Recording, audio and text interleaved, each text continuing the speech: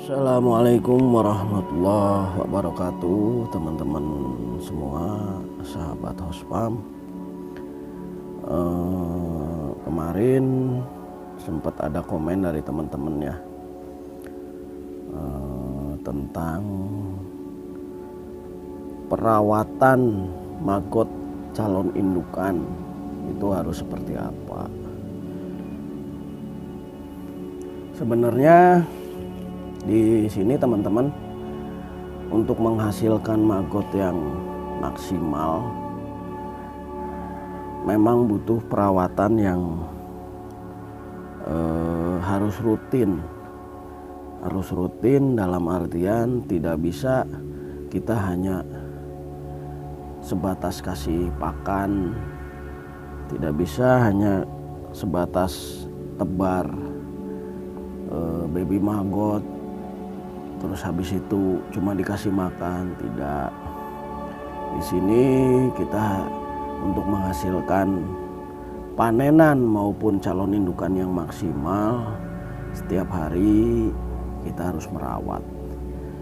Akan berbeda hasilnya manakala kita ternak ataupun budidaya maggot yang perawatannya maksimal dengan yang asal tebar saja, itu akan jauh sekali berbeda. Salah satunya yang mungkin sering dialami sama teman-teman, untuk lalatnya itu sendiri banyak yang lalat yang udah mati tapi hasil telur minim sekali. Nah, itu bukan dengan tanpa sebab ya, tapi itu pengaruh dari perawatan awalnya, dari mulai penetasan, media pakannya, sampai perawatan, itu sangat-sangat berpengaruh. Selama ini ada yang menanyakan gimana caranya budidaya maggot itu satu kali tebar pakan langsung panen. Itu nggak jadi masalah teman-teman, manakala kita nggak sampai siklus, nggak masalah lah kalau nggak sampai siklus. Karena di saat usia panen langsung dipanen dan dikasihkan ke hewan ternak kita, atau bahkan ada yang dijual seperti itu ya. Nah, kalau kita ada yang sampai di siklus, contohnya dijadikan indukan sehingga mendapatkan prepupa untuk calon lalatnya, ya mau nggak mau itu harus butuh perlakuan khusus, katakanlah seperti itu. Ya, contohnya seperti inilah teman-teman, setiap hari yang khusus untuk calon indukan itu saya kasih pakannya setiap hari. Saya nggak mau yang satu kali tebar saya buang, satu kali tebar, satu kali kasih pakan, terus panen. Nah, itu dijadikan indukan. Pengalaman saya itu nggak maksimal. Tetap yang calon indukan saya kasih pakan setiap hari sedikit demi sedikit, sehingga hasilnya bisa maksimal, nutrisinya tercukupi. Itu nantinya berpengaruh teman-teman, berpengaruh terhadap hasil dari prepupa itu sendiri. Ini contohnya. Ini memang ada pengaruh dari besar kecilnya prepupa. Pengaruhnya cuma di banyak sedikitnya nanti telur yang akan dihasilkan.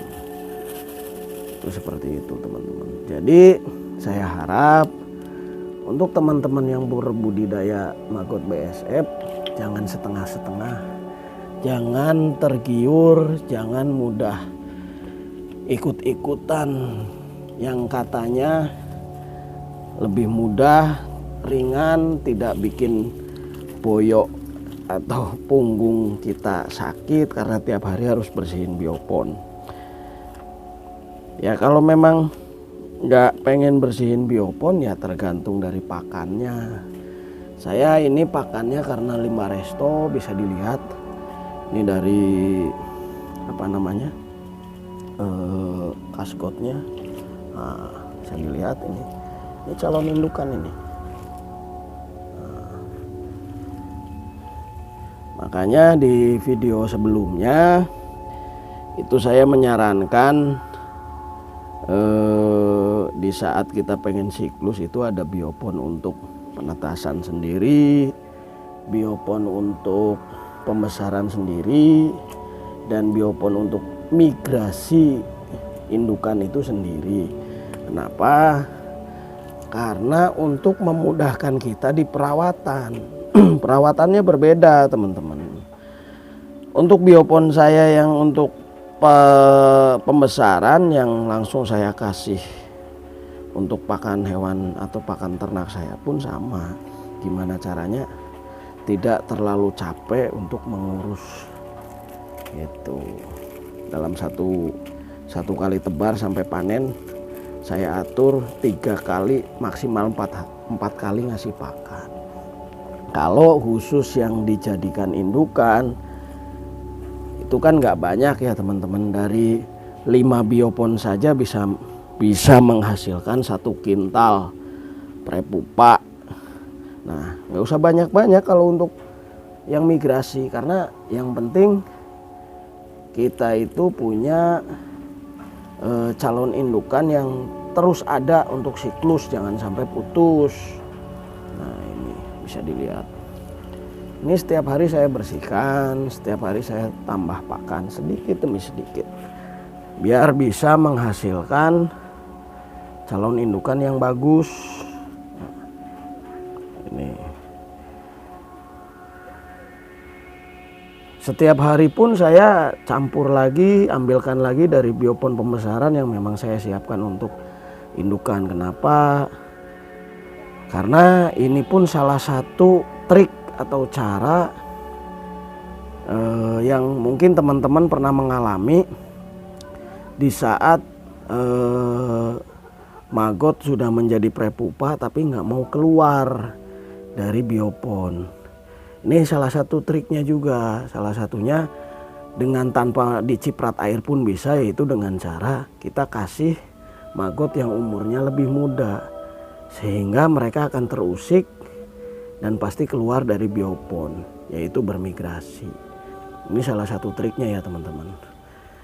Nah, balik lagi, saya mohon kepada teman-teman yang berbudidaya maggot, jangan mudah mengikuti hal-hal yang sifatnya kurang maksimal. Contohnya yaitu tadi, dengan kita berbudidaya maggot itu bukan berarti nggak ada yang enak, bukan berarti harus santai ini, enggak, dan juga bukan berarti harus capek-capean, enggak. Yang penting kita memanagenya itu bagus, yang penting di manage yang benar. Nah, ini kan remah medianya, remah. Ini media saya ya, seperti itu. Saran ke teman-teman, balik lagi, biar tidak repot nantinya, upayakan kalau kita berbudidaya maggot itu dengan persiapan yang matang, seperti yang video yang pernah saya buat, yaitu persiapan biopon dari mulai penetasan, biopon pembesaran, sampai ke biopon migrasi. Jadi seperti itu, jangan asal-asalan gitu. Jangan melihat wah kata orang ini bagus, kata orang ini bagus. Jangan. Bagus itu pada saat dipraktekkan sama teman-teman dan hasilnya bisa maksimal. Karena tidak ada bisa dikatakan senior maupun pemula di dalam peternakan maupun budidaya, nggak ada. Kenapa saya bilang seperti itu? Kita bisa disebut senior ya di kandang sendiri gitu kan. Kita bisa disebut ahli ya di kandang sendiri. Kalau di kandang orang lain ya belum tentu, karena yang lebih paham perawatan di kandang ya teman-teman sendiri. Jadi jangan pernah minder, jangan pernah putus asa, terus pelajari, terus diperbaiki cara teman-teman berbudidaya. Nah, itu saja dari saya. Jadi pada intinya untuk siklus perawatan biopon migrasi jangan asal-asalan. Jangan disamakan dengan pembesaran. Jangan disamakan dengan biopon pembesaran. Itu saja. Bila mana nanti ada yang masih kurang paham tentang isi video ini, bisa langsung kontak saya. Di deskripsi ada nomor saya, atau boleh langsung saya sebutkan di 081229947044. Itu ya teman-teman ya. Ini contohnya. Ini sampah-sampah atau kaskot yang nggak kepake yang saya bersihkan setiap hari untuk menghasilkan prepupa yang maksimal, prepupa yang berkualitas. Jadi pada intinya tidak ada yang mudah, tidak ada yang sulit juga, manakala pekerjaan yang kita kerjakan, kita senangi, kita lakukan dengan hati, dan kita lakukan dengan gembira. Itu saja, mudah-mudahan berbagi kali ini bisa bermanfaat untuk teman-teman, bisa menjadi gambaran ataupun inspirasi buat teman-teman dan sebagai penyemangat. Ingat buat teman-teman semua, berbagi itu indah, tidak akan ada ruginya kalau kita mau berbagi dengan orang lain. Terima kasih teman-teman. Mudah-mudahan apa yang saya sampaikan bisa bermanfaat. Assalamualaikum warahmatullahi wabarakatuh.